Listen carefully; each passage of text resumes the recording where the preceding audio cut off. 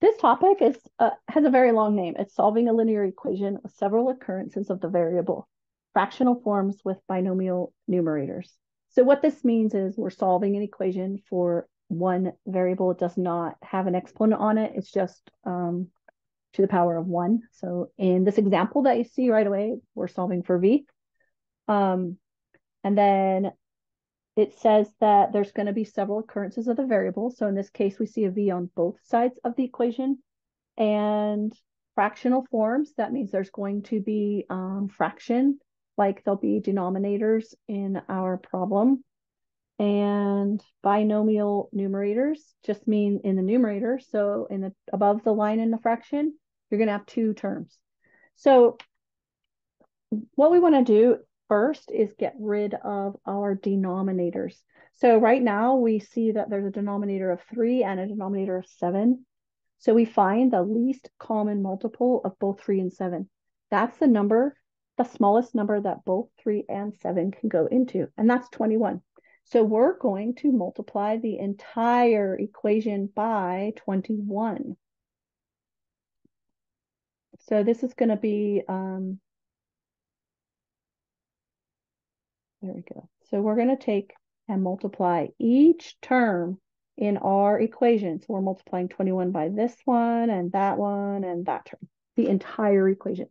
So when I multiply 21 by 2v minus 7, and then we're going to divide by 3. We can divide 21 by 3 first and get 7. So we have 7, and then we have to multiply that by 2v minus 7. Then when we do 21 times the next term, we can divide it by 7 first to get 3. And then we're going to times that by v minus 8. And then we have to do 21 times 3, which is positive 63. So this is where we're at. We don't have any denominators. That's the first thing we want to do is get rid of those denominators. P.S. Please subscribe to my channel and like any videos that are helpful to you. So because we have these parentheses in here, we want to do the distributive property. We need to get rid of those parentheses. The only way to do that is multiply the number that is outside of parentheses by each term inside the parentheses. So we're going to do 7 times 2v, which is just 7 times 2, 14, and then we put our v right there. 7 times 7 is 49, so we have a minus 49. Then we're going to do 3 times v, which is 3v, and 3 times negative 8, which is a negative 24, and then we have plus 63. Now what we want to do is we want to combine like terms, and that's going to be on the right side of our equal sign. So if I put little railroad tracks down, we look on the right side of those tracks. We need to combine the negative 24 and the positive 63. They have different signs, so we're going to subtract 63 minus 24, which gives us, let's see, 13 minus 4 is 9. 39. So we're going to have 3v. It's going to be positive because 63 is positive, and that is farther away from 0 than the 24. So when they have opposite signs, we want to take the sign of the number that has the greatest absolute value, or the one that's furthest away from 0. So we have 14v minus 49 equals 3v plus 39. So one thing I like to do is find the variable that has the greatest coefficient. So what I mean by that is 14v is bigger than 3v. So what I want to do is I want to take away, get rid of that 3v on the right side, basically move it to the left by subtracting 3v from both sides. So I'm going to take away 3v from 14v, get 11v. I still have that minus 49, and these 3v minus 3v is 0, so I have a plus 39 there. Now what I'm going to do is I'm going to move my workspace over because I kind of write really big, just what I do. So we have 11v minus 49 equals 39. Now we have to get rid of anything that is added or subtracted to the variable term first.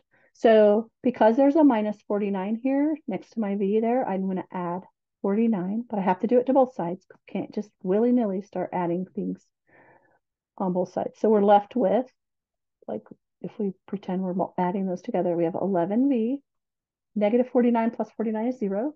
And then we add 39 and 49 to get 88, right? Yeah. Now we need to get rid of that 11 because we have 11v right now. We want 1v. We want to know what 1v equals. So we're going to divide by 11. Again, you have to do it from both sides. So v is going to equal 8 in this case.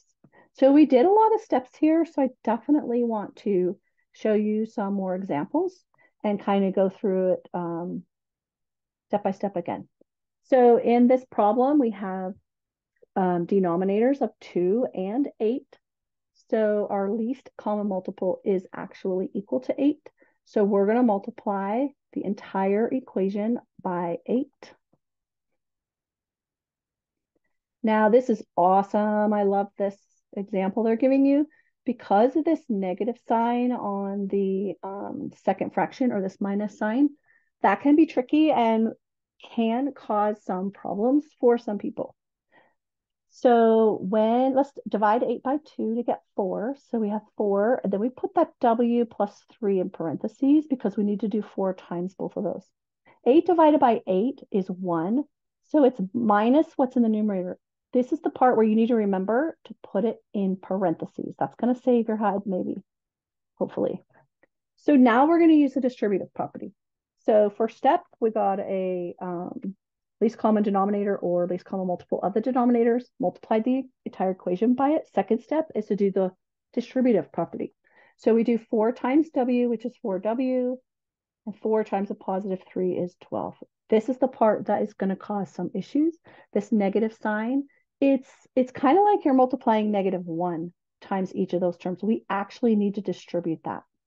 So -1 times 9w is -9w. Now that part makes sense. However, -1 times a positive 6 makes this a -6. That's where we're going to have some issues if you're not careful with distributing that negative sign. So you want to be really careful with that. So what I like about this problem is all the w's are on one side, so we could just combine them right here. Really quick, I'm just going to draw lines because we're combining on the left side here. So this is just to help us see which terms are like terms. So the 4w and the -9w, they have a w in common, like they both have a w, so they are called like terms, and we could combine those. The positive 12 and the -6, they're both constants. They don't have a variable at all. So they are like terms, and we can combine them.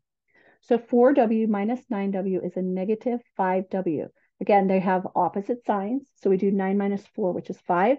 The 9 has a greater absolute value. So since it's negative, our answer needs to be negative.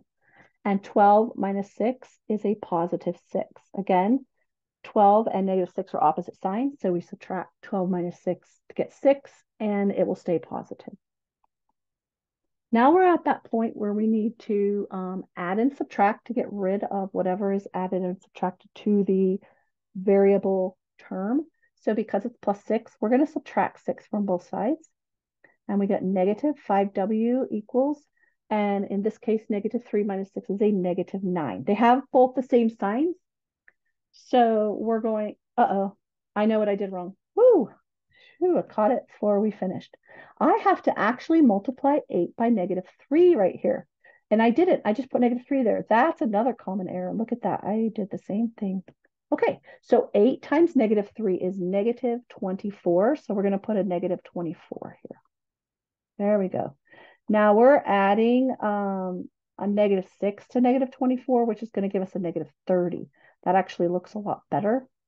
I got a little nervous there when I saw we'd end up with a fraction for a answer. And that's how I knew to go back and look, wait, what did I do? I made a mistake because I thought for sure they wouldn't have fractions for answers, but you can. I mean, that's always possible.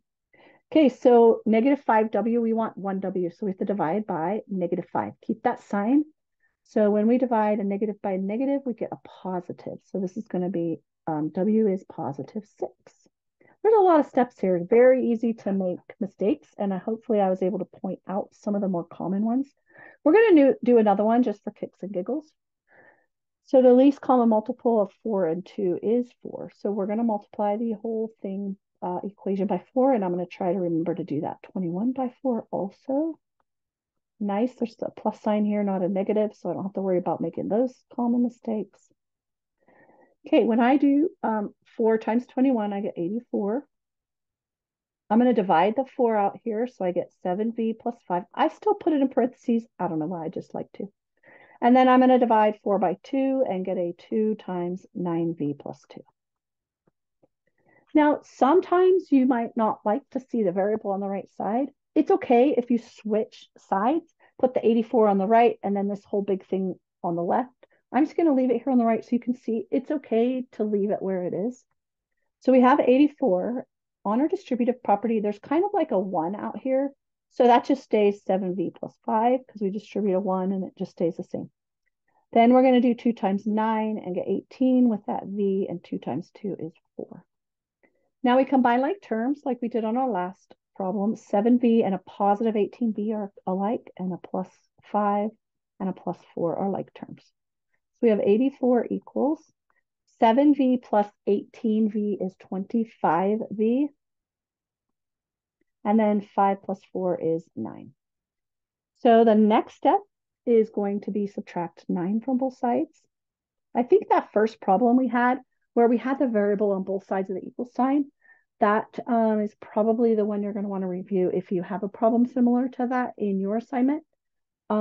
This one, where they're on the same side, is, I think, slightly simpler than that first one. Okay, so 84 minus 9 is, let's see, that would be 74 plus 1, 75. Well, that's good because 25 goes into that evenly. Divide by 25 and we get 3. So V is going to equal 3. And that will be the end of our lesson.